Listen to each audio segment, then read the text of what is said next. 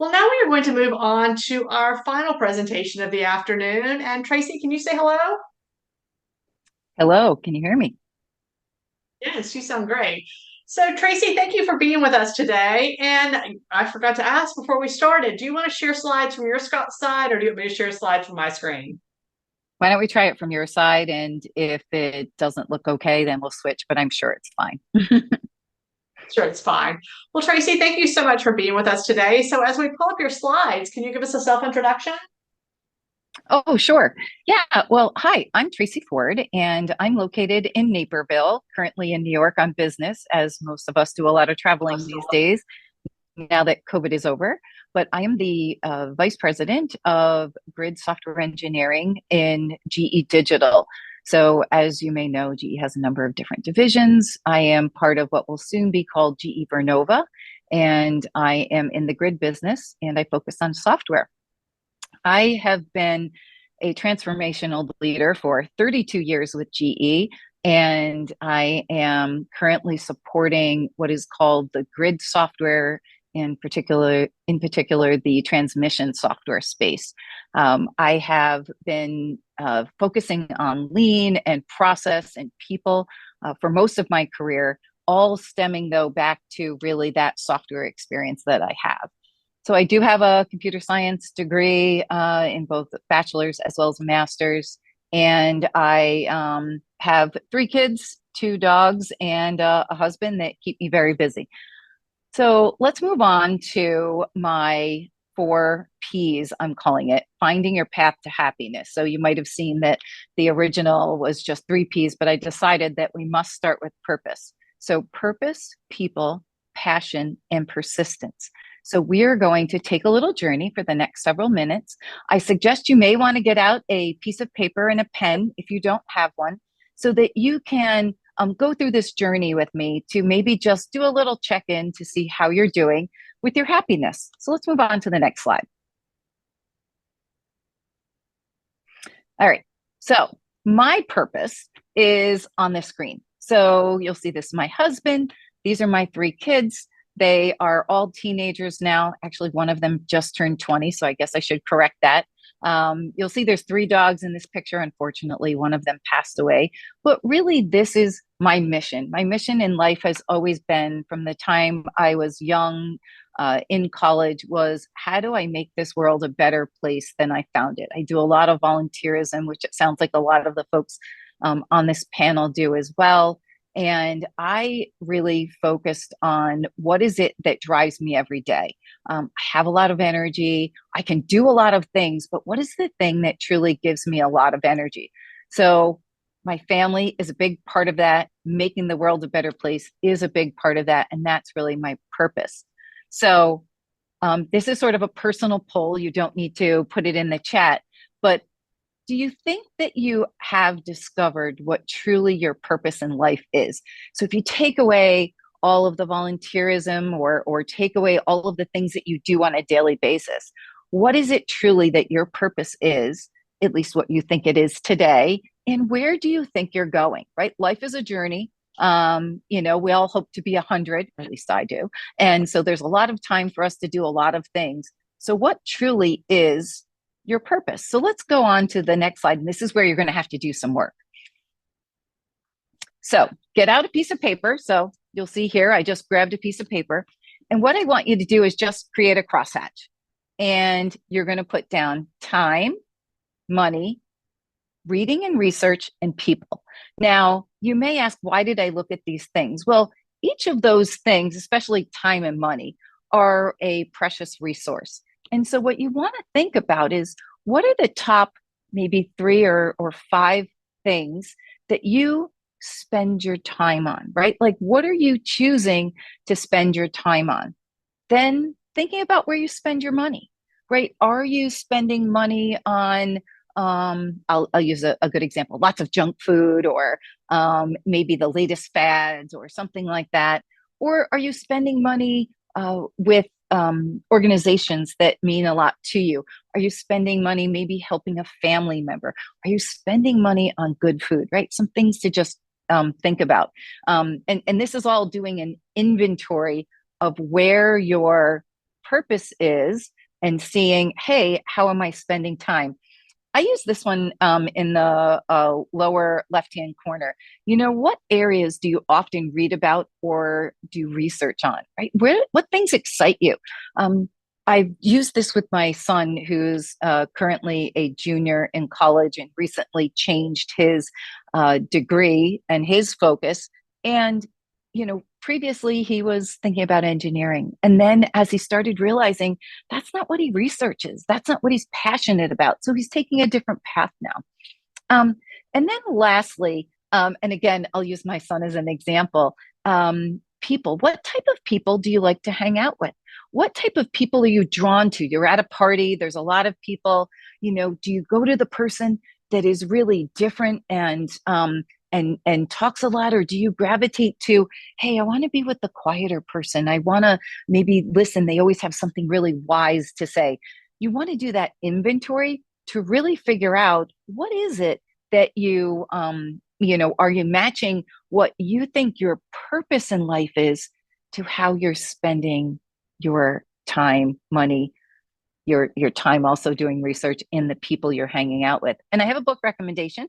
It's an old one, but a goodie. It's called What Color is Your Parachute? And this may sometimes, it's always good to do a little bit of inventory checking, saying, hey, what's my purpose? And am I heading in that direction? So let's go on to the next slide and I'll show you what I came up with in this area. So see, I put more than 3 or 4, but this is a great thing for me to do as I was, preparing for this talk. I wanted to think about, geez, how am I spending all my time, right? And does that match up with what's important to me? And for the most part, it does. There's always some tweaks that you can do. I used to volunteer a lot more when my kids were younger. Now, as they've kind of migrated into the high school, I'm doing different things, but I'm still spending a lot of time there. My money, where am I spending money? Right? Recently, I've really gotten into Peloton, and I spend money there. I do a lot of giving to things that mean a lot to me. We recently donated to the Thoroughbred Retirement Foundation. We also donate to the Naperville Area Humane Society. And we also spend time there actually volunteering, right? So really seeing, hey, is there some congruence between where am I spending time and where am I spending my money? Because you could spread your time and money like peanut butter, and it may not be as impactful if you really marry those two things together. So just thinking about that on a personal level. Reading and research. In your spare time, are you doing some reading? Maybe you're doing that walk. I heard, I think it was Kelly talking about the me time, right? What do you do during the me time? What are you listening to? Are you listening to maybe just something to keep your mind off of work, and you maybe just need a good novel? Or maybe you're listening to a book about how to be a better leader, right? Just thinking about, are you purposefully doing these things? And are you really, I'll use a term, tending to the weeds, right? Are you trying to solve a problem that you've been trying to solve? Like you'll see dog training and issues. So we have one dog who's an angel, and he's a husky, and he's very good, very well behaved. And then we have our other dog that we refer to as our special needs dog, because she's just got some issues and we're constantly trying to figure that out, but we do try to work on it. And if we didn't work on that, it could cause a lot of big problems. And I'm sure all of you have those areas in your life that you probably would love to work on. And then again, the people, right? The best way to be unhappy is to spend time with unhappy people. It just sucks the living energy right out of you. So are you spending time gravitating to those people that really give you a lot of energy, give you that happiness that maybe you're looking for? Are they passionate about something that you are passionate about? If somebody is interested in volunteerism, interested in helping animals, I'm just going to be gravitated towards that person because I may be able to learn something. So this really is an opportunity for you to take a little inventory to see, does how you're spending time and money match with what your purpose is in life? And maybe you need to do a little tweak. So let's move on to the next one, which is going to be about people. This is really just you'll notice that there's some lean aspects to this: plan, do, check, act. But really take the time to get to know your team. I'm sure that the folks on this call may have a large team, you may have a small team, but really listen to them, make the connection. I recently was able, just a couple of weeks ago, to go to India. This is what the pictures are on the screen, and able to spend time with team members that have been on my team for at least a year, if not longer. And it was great. I learned so much about them. And you really want to just understand what makes them tick and what gets them excited. And they're going to just pay it back in spades. You know, you're going to notice that they're just more engaged and they want to hear what you have to say. I do a bi-monthly, so once every 2 months, I do a career check-in just to make sure that they're doing okay from a career perspective. And notice this is different than are you doing your daily actions, right? That's a different conversation. You can do that maybe once a week, once every 2 weeks. This is really a career check-in and a training check-in. Make sure you take notes, make sure you're present. I've had some managers that are, looking at their phone, and on the other screen. Don't do that. Give your team your undivided attention. And then make sure you're taking actions. Yes, you want to spend some time and get to know them, but mark it down. Make sure you're sharing it with the person. You want to make sure that you are following up on those things, because if you just take a lot of notes and actions and don't do anything, well, that's really not going to benefit anyone. So then as you've done those actions, is it working well? Do you need to make adjustments? Was that focus that the person maybe had to be a CIO? Hey, is that really not panning out and they're going in a different direction? So do we need to do a little bit of a different plan in that regard? So spend more time, make sure that the team is happy. And a great way to do this is to do something called an NPS or some other survey to really gauge, are they happy with what they're doing and happy in general with their job? Or do you need to make some tweaks to that plan? And maybe they need another role, or maybe they need to find another company. Just try to make that be the best match possible. And so a couple of recommendations are the Toyota Way, again, another oldie but goodie, and then the Team of Teams. And that has some really good tips. So we've talked about how we can have purpose. Now we've talked about people. Now let's move on to passion. And this is one I love talking about. Can you go to the next slide? There we go. Ignite it, right? You've got to figure out what is that thing that truly gets someone excited.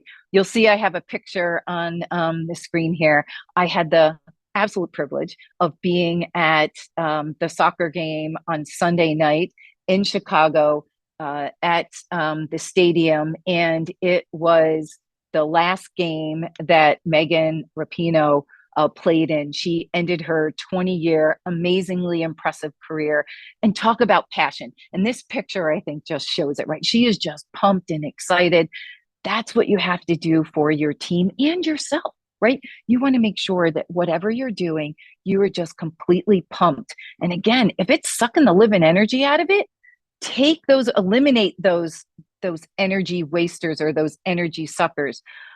Do more of what you love. Make sure that the activities you're doing it with purpose. I'll say automate the drudgery, right?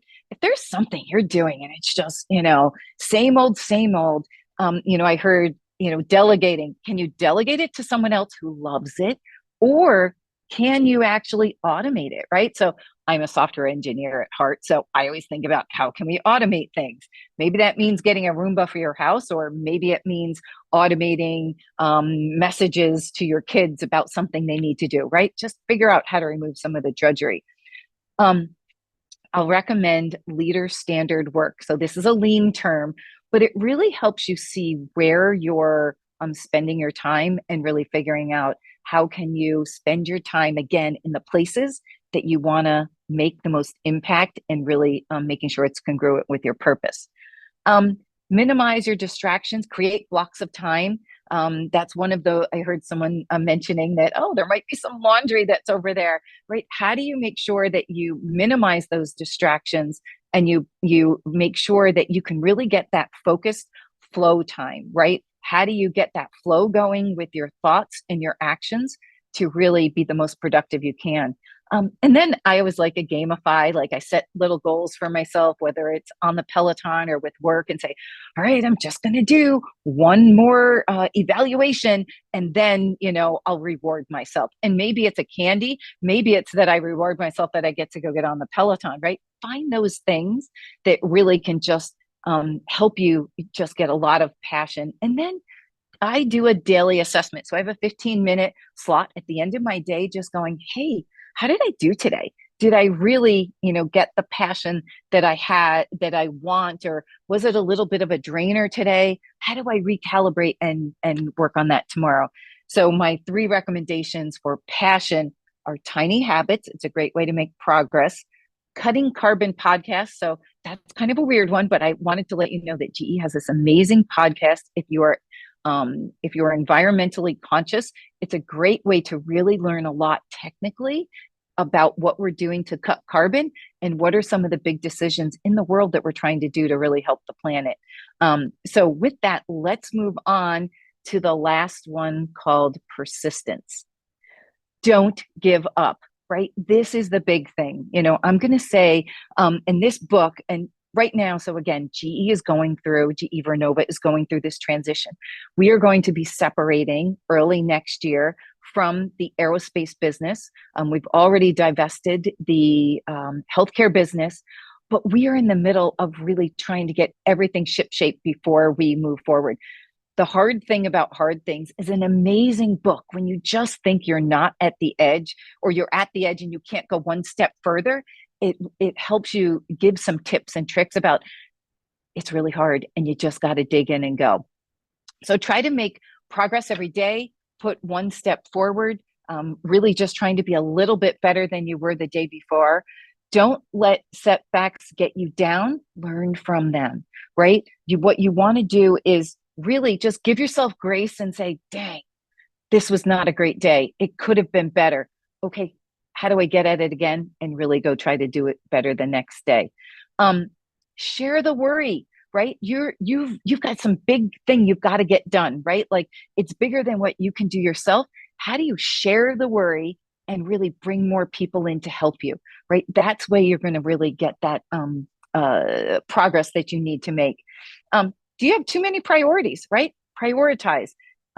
Make sure that you can pick one, get some progress, and move on. And then another good book I recommend is The One Thing. There's probably one thing that if you do it really well and get it done, it's going to make everything else so much easier. Figure out what your one thing is. And then I just wanted to look at or share with you, I have coaches. I think somebody talked about, a few folks have mentioned therapy. Well, I do it in the form of Peloton. So Olivia Amato and Selena Samela are 2 of my favorite Peloton coaches. And Erica Miliaccio, she was a former GE HR person who has an amazing business. And I think it's called Upstream HR. And she is just my rock that I always go to for help. And then recently I started working on an app called Ezra, and Dr. Ray Charles is my executive coach. So get help and really try to figure out how can you be better at whatever it is you want to do. And then make sure you celebrate each small milestone and keep the fun in the journey that you're working on. So with that, I'm going to wrap it up. I think that's my last slide. Is that true? One more? Yes. So good luck with your journey on your path to happiness. Think about your purpose, the people you work with, the passion, how to ignite it, and then how do you make sure you're persistent in getting to that goal that you want to get to. Do we have time for questions? We have time for a couple of questions. And yeah, just as a reminder, if anyone would like to ask a live question, if you can raise your hand and I can unmute you. So we'll start with this question that came from Hannah. And Hannah said, have you had a time where you had a setback, and how did you bounce back? Oof, that's a good one. It's a great question. And I am one of those people that always look at the glass half full. assuming I wanted the glass full, right? So there's some analogies that say, hey, well, maybe I wanted the glass half full. I had a situation where I've been working really hard on something. We were trying to make a big contract change at GE, and last minute they decided to pull the plug on the whole project. And it was really hard. And again, I'll use that term, I gave myself grace, and I took some time to just do a little, I dare say with that project, it was a little bit of mourning, because it took up all of my time for months on end. And then at the last minute, we decided not to move forward with a big contract change. And then I said, all right, let me do some self-reflection. How could I have made that better? So I would say that I tend to just say, man, that sucks, and just sort of verbalize it. Give myself the time to just wallow in the suckiness, if you will, and then figure out, all right, well, that didn't go so well. Let's keep moving on. And how could I do better the next time? Well, thank you. Well, I think we have time for one more question, and then we'll ask you for final thoughts. And Misty said, how have you learned to have downtime? I can't seem to say no at home, kids volunteer stuff, or at work. Yeah, no, and that's tough, right? And saying no is one of the most powerful things that you can do. So what I would suggest is you don't have to say yes to all of the volunteering, and you can be okay with that. You may choose what is the most important thing you want to volunteer with. And so, for example, I used to be back in New York, I was on the PTA. I was actually the PTA president. And I did that for a few years, and it was very time consuming. I was at a point in my life where I didn't have the job I have right now. Now I say no. It's tempting. I want to say yes, but I do minimal effort. So it's really picking those things that, hey, am I going to be spending time with my kids? And that's where I focus. And that's why I was working on the PTA at the time, because my kids were little. And I said, hey, this is a twofer. I can spend time with my kids, and I'm helping with the volunteering. Now they're teenagers, they're off doing their own thing. So I may do less visible things, except for in Naperville, at Naperville North, we have this big senior celebration. And so I'm leading that because I know that one of my good skills that I have is really organizing, planning, project planning. And so I'm going to help organize that for this year because I have a senior, and next year because I have a senior, but I'm really leveraging my expertise. So I think really trying to figure out how you can separate. And I think if you do that leader standard work I was talking about, where you look at where are you spending all your time, and then saying, am I the only person that can do that, or can someone else doing it? One of the most liberating things I did probably a couple of years ago is I have someone clean my house every 2 weeks. I was like, you know what? I just can't do the deep cleaning anymore. I do the surface cleaning in between, but I gave that away so that I can spend time doing the things that no one else can do, right? Which is maybe a special project at home. Maybe it's going to my kid's soccer game, but that's really, or maybe it's on the Peloton. Again, really love it. And so that's where I just do that assessment of your time and figure out where you might be able to say no and maybe give it to someone else. Well, thank you for sharing that. So as we wrap for the afternoon, do you have any final thoughts or words of wisdom for all of our viewers today? Yeah, I would say that this is really important, right? You have to find your happy. Think of it as oxygen on the airplane, right? You've got to give yourself happiness and give yourself the grace to do what you want to do. And if you do that, the rest is going to fall into place. So worry about yourself first, then prioritize all the other things and be purposeful in what those things are that you spend your time on.